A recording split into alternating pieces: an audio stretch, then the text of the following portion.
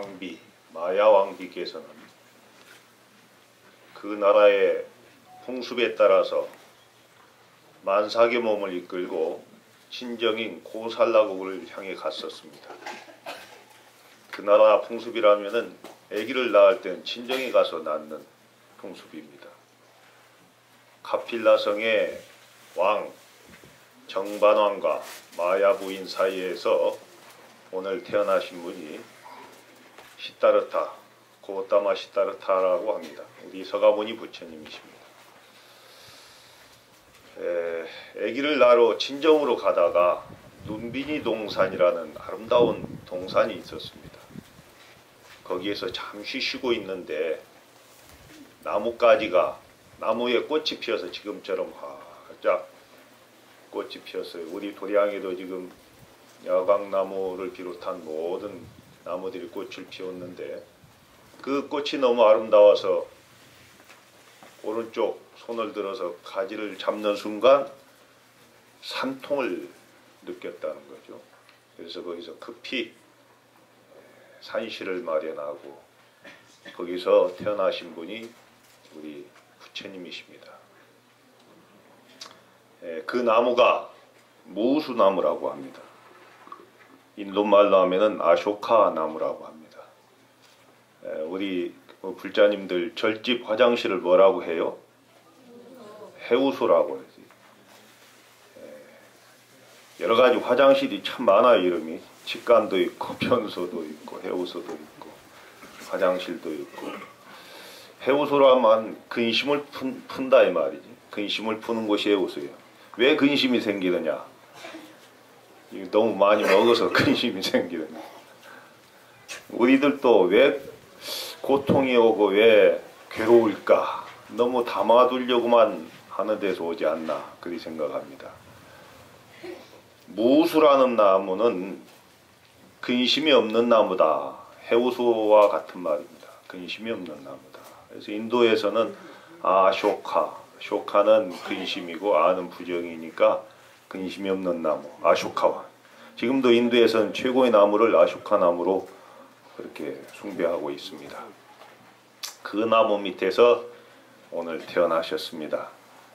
실제로 부처님은 지금 불기가 2561년이지만 80세를 사셨기 때문에 본 나이를 이야기하면 여기다가 80을 더해야 됩니다.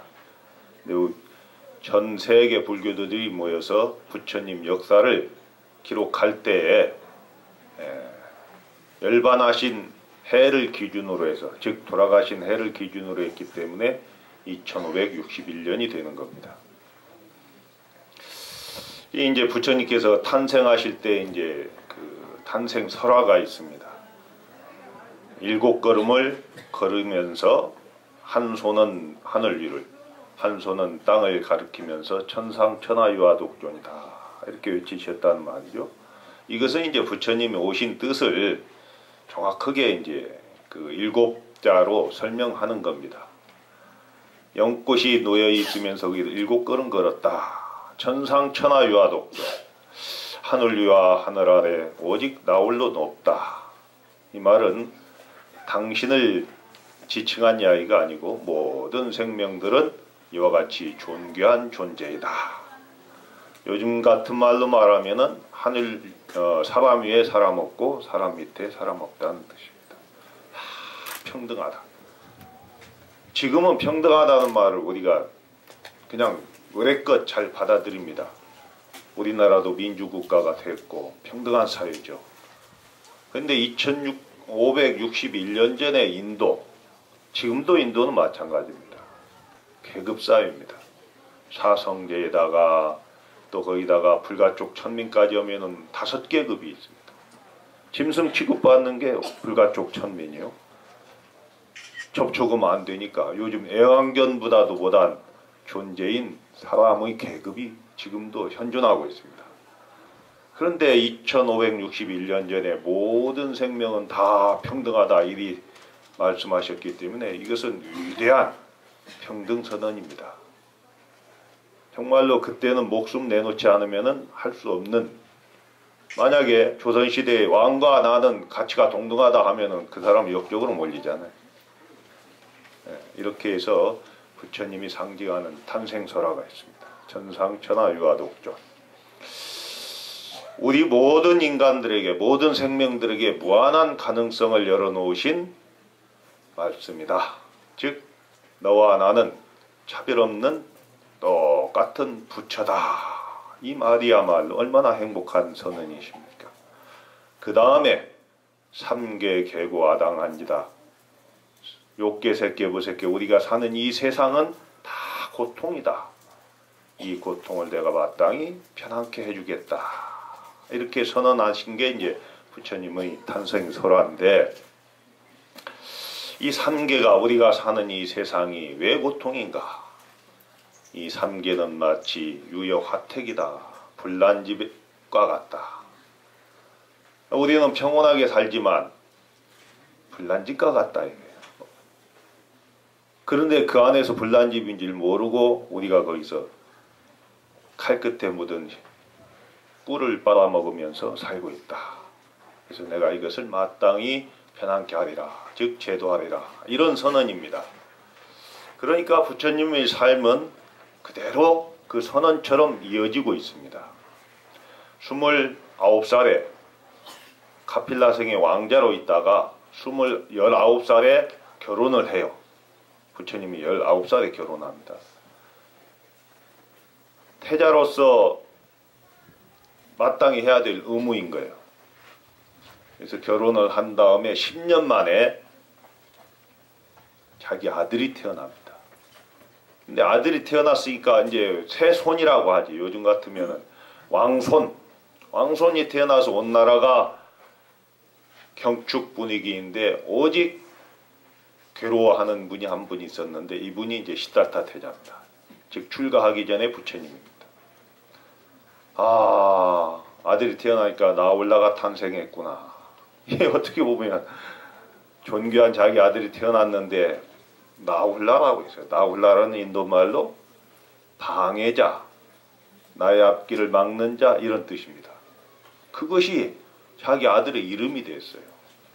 언제든지 출가하려고 하다가 드디어 기회가 됐다 해서 아기가 태어난 날 새벽에 출가를 합니다. 부처님이 태어나신 날은 4월 초 8일이고 출가한 날은 음력 2월 초 8일입니다. 출가해서 6년 동안 정말로 피나는 고행도 또 스승을 찾아서도 그렇게 수행을 하고 수행을 하다가 결국은 모든 스승은 이제 나의 마음으로부터 나온다는 결론에 도달해서 고행도 포기하고 이제 나무에 딱 그 니련선화라는 강이 있어요. 인도에 그 강 옆에 보리수라는 나무가 있는데 보리수는 열대 식물이기 때문에 굉장히 큽니다. 뿌리를 내리면 거기서 또 번지고 해가지고 굉장히 숲이 커요. 그 나무 밑에서 이제 용맹정진 끝에 깨닫게 됩니다. 이 깨달은 날이 음력 나월 초파일입니다. 즉 12월 8일입니다. 그런데 깨닫고 나서 제 일성이 뭔 줄 아십니까? 아, 기재기재다. 참 기특하고 기특하다. 신기하도다. 일체 중생에게 본래 열애의 원만 덕상이 다 갖추어져 있다 이랬어요. 그러니까 모든 중생은 다 부처인데 내가 밖을 향해서 찾았다. 결국은 그 마음자리에서 우리가 마음자리 확인하면 되는 일인데 그러지 못했구나. 이렇게 이제 찬탄하십니다. 이게 깨달음의 제1성입니다. 그러니까 부처님의 삶은 우리 중생들에게 원래 갈무리 되어 있던 본래의 마음을 회복한 일을 49년 동안 하신 겁니다. 즉 29살에 출가해서 35세 부처님이 되신 다음에 49년 동안을 45년 동안을 길에서 살면서 중생교화를 하다가 돌아가신 날이 음력 2월 보름입니다. 또 돌아가실 때도 나무 밑에서 돌아가십니다. 그 그것이 이제 사화수라는 두 나무가 이렇게 있는데